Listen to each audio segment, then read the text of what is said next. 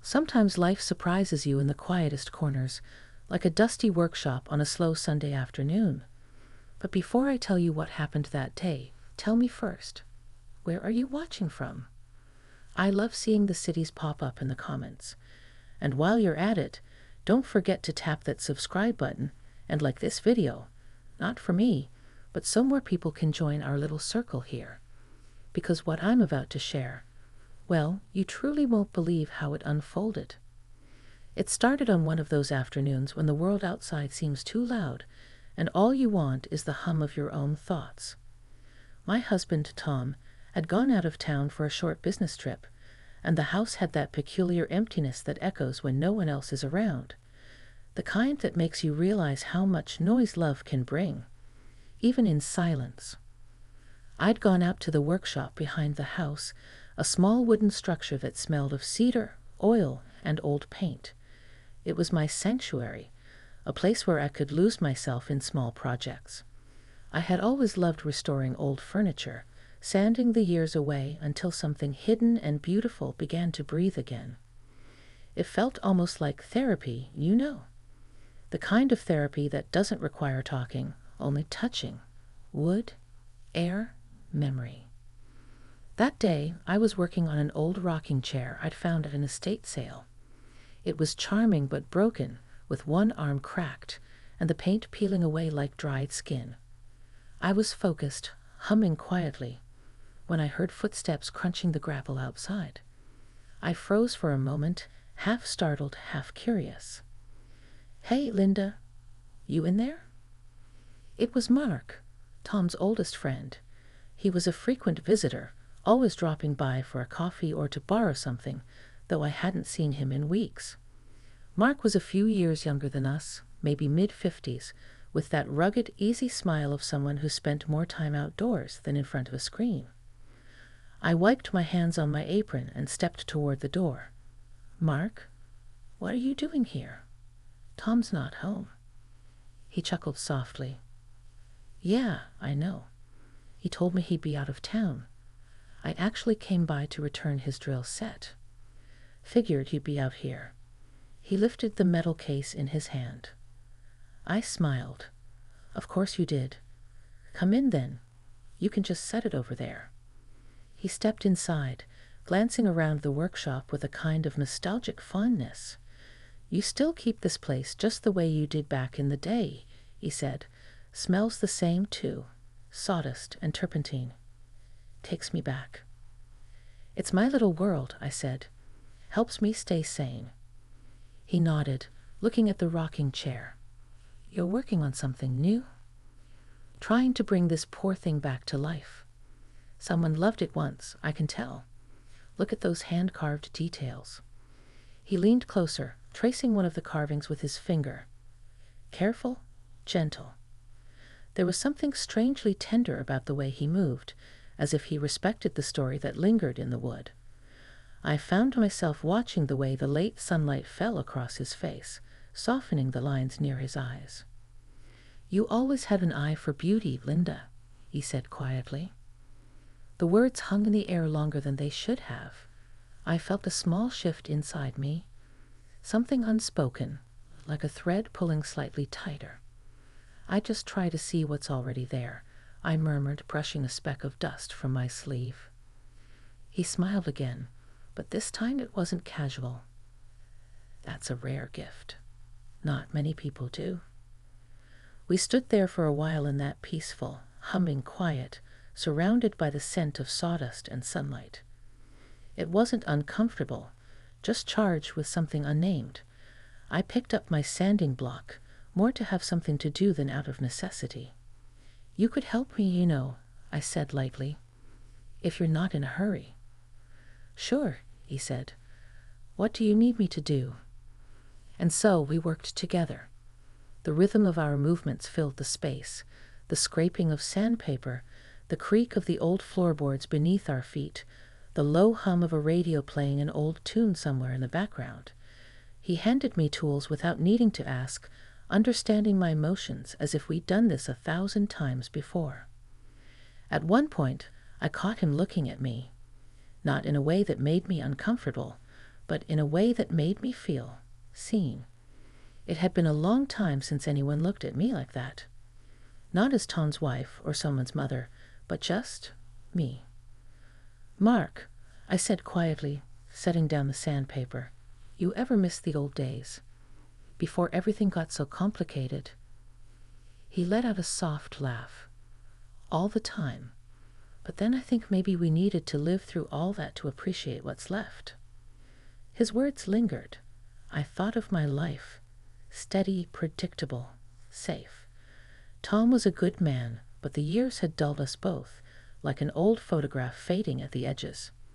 And here was Mark, standing in my workshop, dust on his shirt and warmth in his voice, stirring something I hadn't felt in a long time. Aliveness. We didn't say much after that. We just kept working until the chair was smooth again, ready for a fresh coat of paint. The light had turned golden by then, pouring through the window and catching in the floating dust. When we finally stopped, I leaned back and looked at what we'd done. "She's starting to look beautiful again," I said softly. Mark smiled, his gaze steady. Maybe she always was. Just needed a bit of care. I looked at him then, really looked, and felt something shift between us. It wasn't romantic, not yet, but deeply human. Two people who had spent so much time giving, finally pausing long enough to be seen. As he left that evening, he turned at the doorway. "Linda," he said, his voice low, "you ever need help out here again, you know where to find me." I nodded, smiling faintly. "I just might take you up on that." After he left, I stood in the doorway for a long time, watching the fading light dance across the chair we fixed together. It wasn't just wood and nails anymore. It was a quiet reminder that connection can appear when you least expect it, even in the sawdust, even in the stillness. And that day in that old workshop, something in me began to wake up. The next few days passed quietly, but something about that Sunday afternoon lingered with me like the scent of wood polish on my hands. Every time I stepped into the workshop, I could still hear the soft rhythm of Mark's voice blending with the hum of the sander, still feel the warmth of his presence hovering just behind me. I told myself it was just the comfort of good company, a rare and simple kind of companionship. But deep down, I knew it was more than that. I didn't see him for a while after that.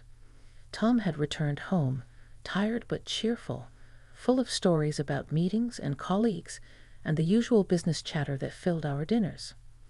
I smiled, nodded in all the right places, poured the wine, and laughed when I was supposed to. But there was a faint echo in the back of my mind, Mark's quiet voice saying, "Maybe she always was beautiful, just needed a bit of care."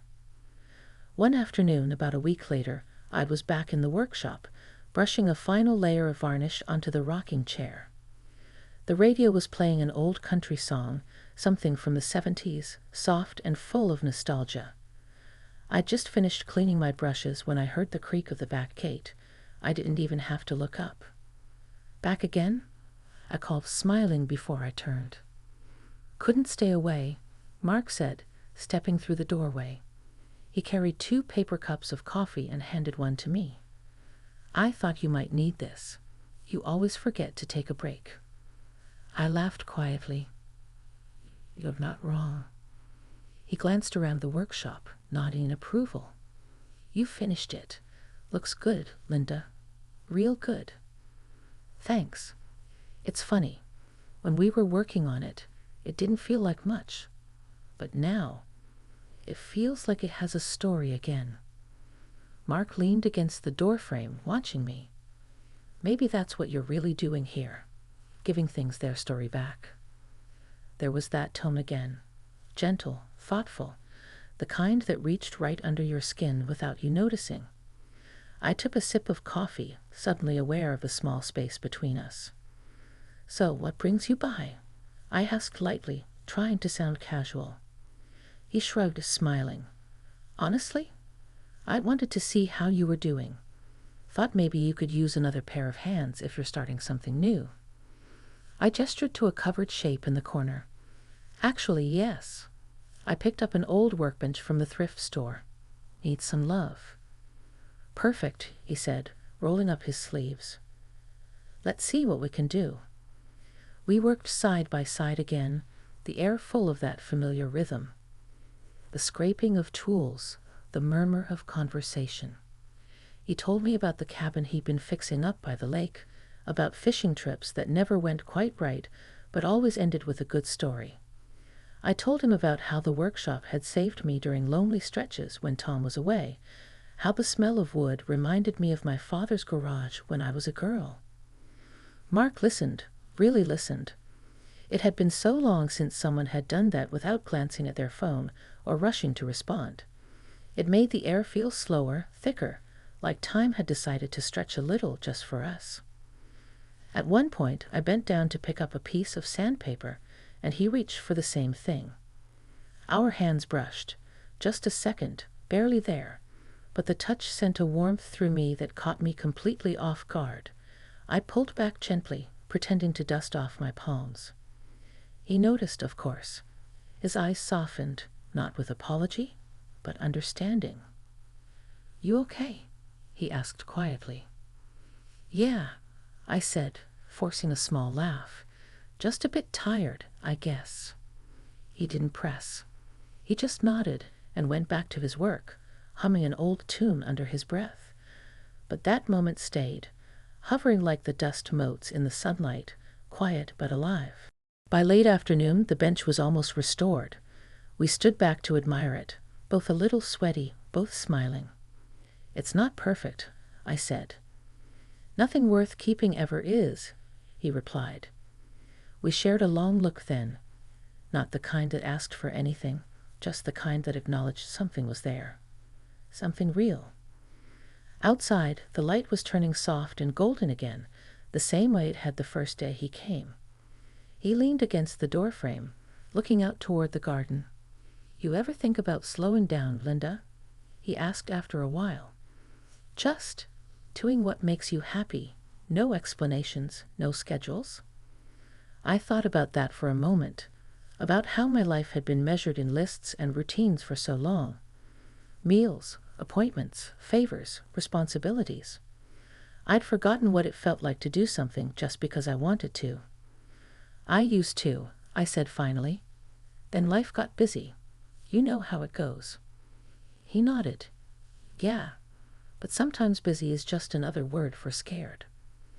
I looked at him, startled by his honesty. "Scared of what?" "Of being seen, of realizing you're more than what people expect you to be."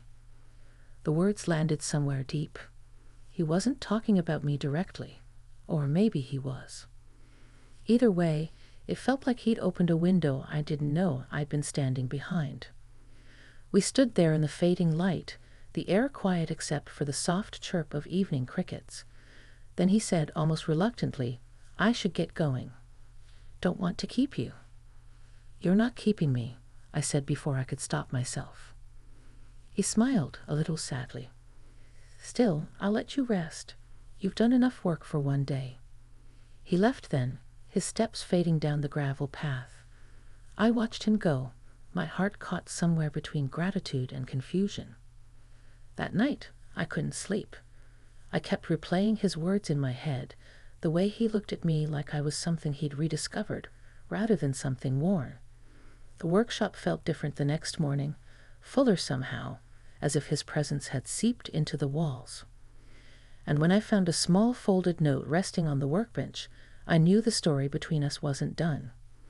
In neat, careful handwriting, it said, "You bring things back to life, Linda. Don't forget to include yourself." I sat there for a long time, holding that note in my hand, feeling the pulse of something new, something both terrifying and beautiful, beginning to stir. The next morning began with a soft drizzle, the kind that taps gently on the windows and makes the world feel smaller, quieter. I wrapped myself in a sweater and poured a cup of coffee, staring out at the workshop through the misty glass. The note Mark had left sat on the kitchen counter beside me, its edges slightly curled from being handled too many times. "You bring things back to life, Linda. Don't forget to include yourself." Those words wouldn't leave me alone.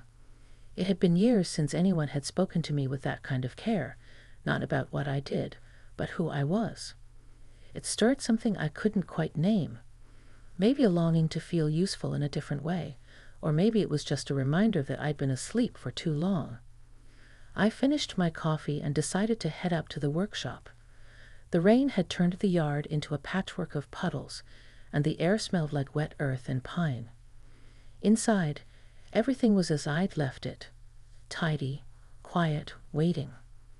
I picked up the rocking chair we'd restored together and began brushing away a thin layer of dust. Somehow, touching it made me feel connected, not just to Mark, but to that part of myself I'd almost forgotten. I turned on the small radio by the window.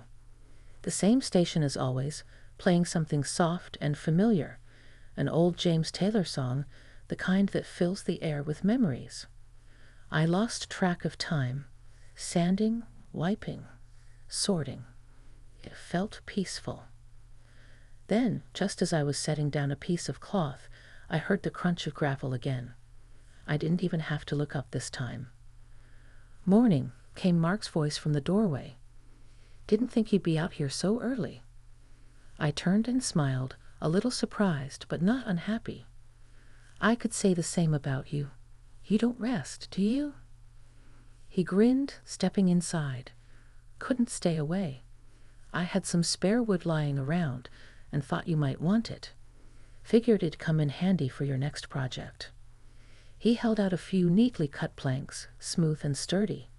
I took them from him, feeling their weight, the scent of fresh pine strong and grounding. "They're perfect. Thank you."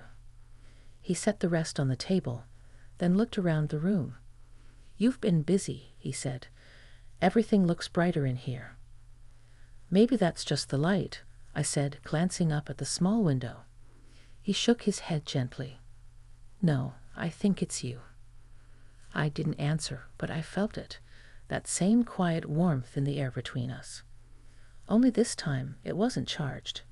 It was calm, comforting, like two people who understood something wordless. We spent the morning sorting through the new wood, planning what to make next. I decided on a small bookshelf, something simple, something practical.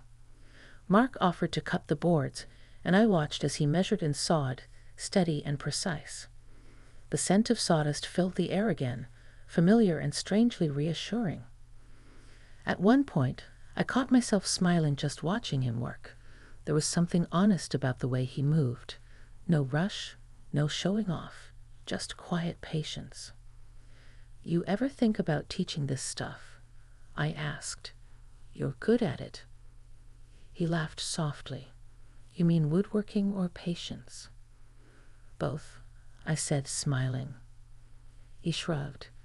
"Maybe one day. For now, I like helping you with yours." We kept working through the day, taking small breaks for coffee and conversation. He told me stories about his late wife, how she used to tease him about always smelling like sawdust, how she'd paint the furniture he built. It was the first time he'd spoken about her, and I could see the tenderness in his eyes when he did.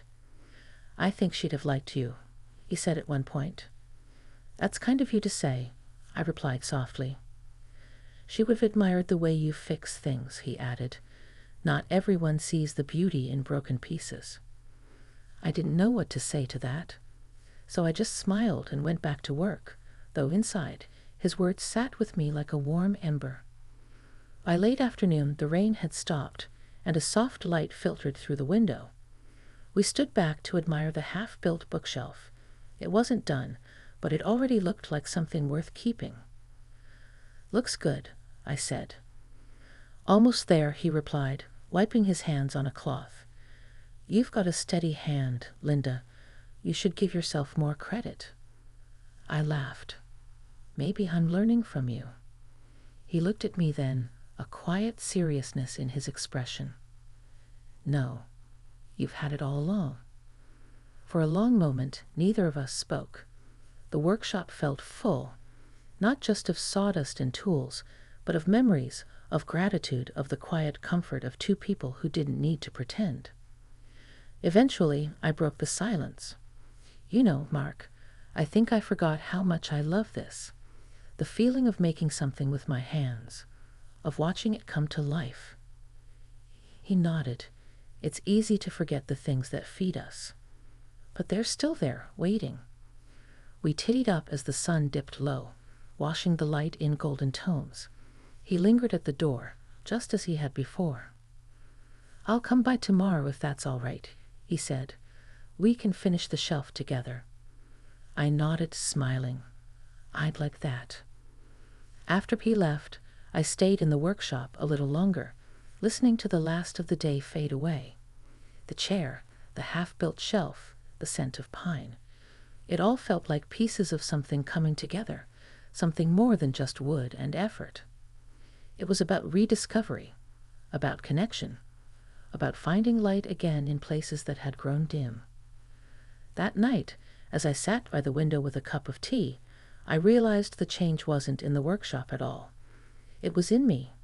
For the first time in years, I wasn't just fixing things. I was healing, one small piece at a time. The morning light was softer that day, the kind that settles gently over everything it touches. I opened the curtains and let the warmth spill in. The world outside washed clean after a night of rain. The workshop stood at the edge of the yard, quiet and inviting, its roof still glistening with dew. For a long moment, I just watched it from the kitchen window, that little place that had become the heart of so much change in such a short time. It had been nearly a month since Mark first stopped by. What began as a few shared afternoons had turned into something steady, a rhythm, an understanding. We didn't need to fill every silence. Sometimes we just worked side by side, the soft scrape of sandpaper or the hum of a saw saying everything words couldn't. That morning, I decided I'd make him lunch. Something simple, grilled sandwiches and soup. I packed it all into a small basket and carried it out to the workshop. The air smelled faintly of pine and rain-soaked grass. I could hear the faint whir of Mark's radio before I even reached the door. When I stepped inside, he was already there, bent over the bookshelf we'd started. He looked up, smiled. "You read my mind," he said. "I was just thinking I forgot breakfast." "I figured," I said, setting the basket down. "You've been here since sunrise, haven't you?" He laughed. "You know me too well." We ate by the window, sitting on two old stools, the air light with the scent of coffee and wood. Conversation drifted easily between us, about small things, simple things. His cabin, my garden, the weather that never seemed to make up its mind. But under it all was something else, something quiet and real, appreciation. After lunch, we got back to work. The last piece of the shelf was ready to be fitted in place. I held one end steady while he secured the other, our movements perfectly in sync, as if we'd done this together our whole lives. When it was done, he stepped back, brushed the sawdust from his hands, and smiled. "There," he said, "strong and steady. I think that's a good name for it." "Strong and steady," I repeated, smiling. "I like that." We stood there, both a little still, looking at what we'd made. The shelf wasn't fancy, just clean lines and smooth edges. But it felt whole, complete. Mark turned toward me, leaning against the worktable. "You know," he said, "I think this place suits you. It's like you belong here." "I think you might be right," I said. "It's strange, though. For so long, I thought I'd lost the part of myself that loved this kind of work. I guess I just needed someone to remind me." He nodded, his eyes soft. Sometimes we all need a reminder. Someone who sees us the way we forgot to see ourselves. I looked at him then, really looked, at the lines that time had etched around his eyes, at the steadiness in his expression. It wasn't just kindness I saw there, but understanding. The kind that comes from years of learning, losing, and living enough to know what matters. There was no grand moment, no rush of words. Just a quiet knowing between us, a shared gratitude for what we'd found. Not romance, not longing, but something gentler. a connection built from mutual respect and the simple joy of being seen. When the shelf was finished and set against the far wall, I ran my hand over the smooth wood. "You know what I think?" I said. "What's that?" "I think this is the best thing I've built in years." He smiled. "I think it's more than a shelf, Linda. It's proof that you're still building things in here." He touched his chest lightly. I felt a lump in my throat. "Maybe so," I said softly. We spent the rest of the afternoon tidying up, each movement quiet and unhurried. The sun slanted through the window, painting the floor in golden stripes. When he was ready to leave, Mark stood by the door for a long moment, looking out at the yard. "Linda," he said finally, "thank you for letting me be part of this. It's been good for me." I smiled, meeting his eyes. "It's been good for me too, Mark. More than you know." He nodded once, then turned to go, his footsteps soft against the gravel path. I stood there watching until he disappeared around the corner, the workshop suddenly feeling both full and peaceful all at once. That evening, I placed the rocking chair by the window inside the house, then set the new shelf beside it. I filled it with books and a few framed photographs. Tom's smile, the kids when they were small, a picture of my parents' old house. Each one told a story, each one a reminder of the life I'd built piece by piece. As I sat in the chair, the floor creaked softly beneath me. Outside, the workshop light glowed faintly through the dusk. I thought about all the hours spent in there, the dust, the laughter, the quiet moments of reflection. It wasn't just about repairing furniture anymore. It was about learning that it's never too late to rebuild yourself, to rediscover the spark you thought you'd lost. I leaned back, feeling the chair move gently beneath me, steady and sure. For the first time in a long time, I felt that way too. Steady, strong, and finally at peace with who I was becoming. And as the last light of day faded across the sky, I whispered to the stillness around me, as if it could carry the message back to the workshop, back to him, back to all the places I'd once forgotten to tend. "Thank you."